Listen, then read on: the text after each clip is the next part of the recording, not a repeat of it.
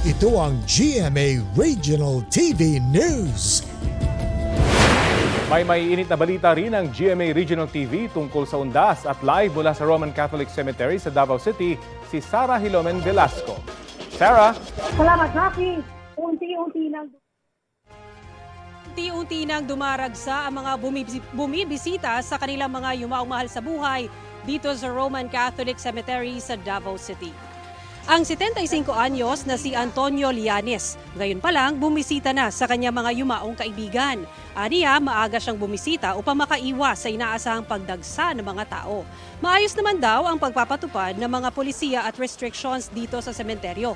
Samantala, inaabangan naman ang pagdalaw ni dating Pangulong Rodrigo Duterte sa puntod ng kanyang mga yumaong magulang na sina former Governor Vicente Duterte at Soledad Duterte na nakahimlay dito sa Roman Catholic Cemetery. Wala pang eksaktong petsa kung anong araw at oras siya dadalaw. Ayon sa Davao City Economic Enterprise, ang tagapamahala ng mga pampublikong sementeryo sa lungsod, inaasahang magsisimula ang pagdagsa ng mga tao dito simula bukas hanggang sa Linggo.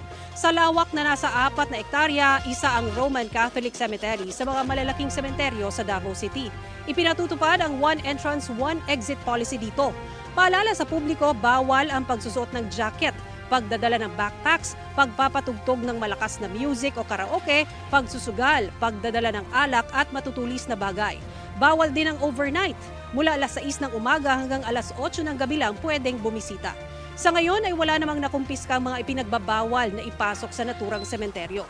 Nakaantabay din ang police assistance desks na gagabay sa mga bibisita sa kanilang yumao sa sementeryo ito.